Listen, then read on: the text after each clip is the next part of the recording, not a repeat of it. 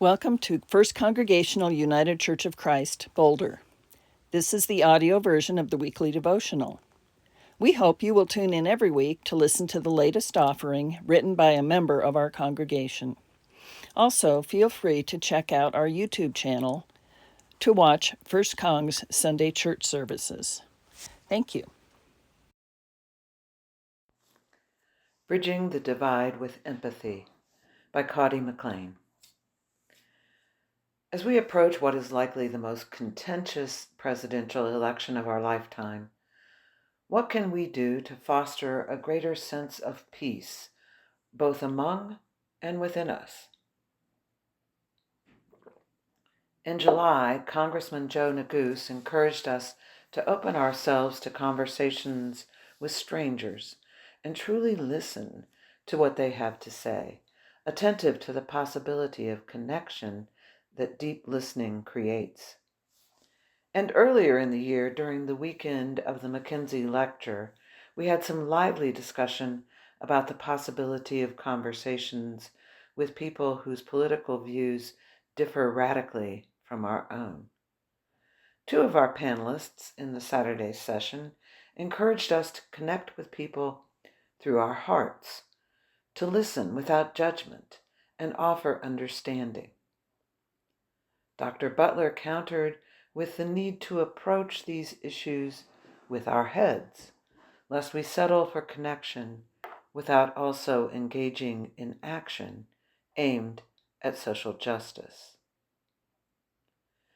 In a culture that tends to think in either-or terms, we might be tempted to pick one position, head or heart, justice or connection, and stand firm.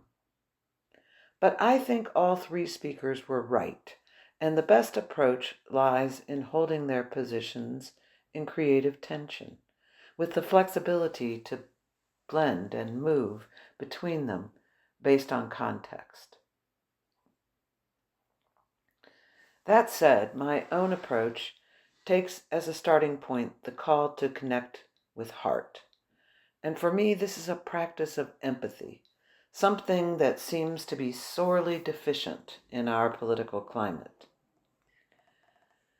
The surface of our political reality is rancor, division, entrenchment, and othering. I'm sure I don't need to point out that none of these is a spiritual disposition, no matter how justified or righteous we feel about our own beliefs. If we approach those with whom we disagree as opponents first and fellow humans second, we have already lost. So how do we get below the surface to the things that inform our political views and preferences? If we are willing to ask questions of others and listen, really listen, with genuine curiosity, kindness, and humility, we may get to hear the thinking logic behind their views. That logic may well seem weak, distorted, or even illogical to our own way of thinking. Or we may be surprised by its thoughtfulness and vulnerability. Either way, it's a beginning, and one that may allow us to go deeper. There's always an emotional economy, a feeling logic, below cognition, one that speaks to the deepest yearnings and fears that we each hold inside. What people want for their family and friends typically aligns with what they want for this country.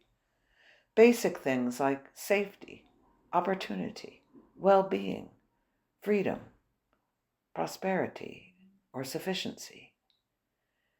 And even if we disagree about how to reach those things, we may find therein the points of commonality from which we can embrace the human vulnerability and longing of our disagreeing neighbors and begin meaningful, healing conversations.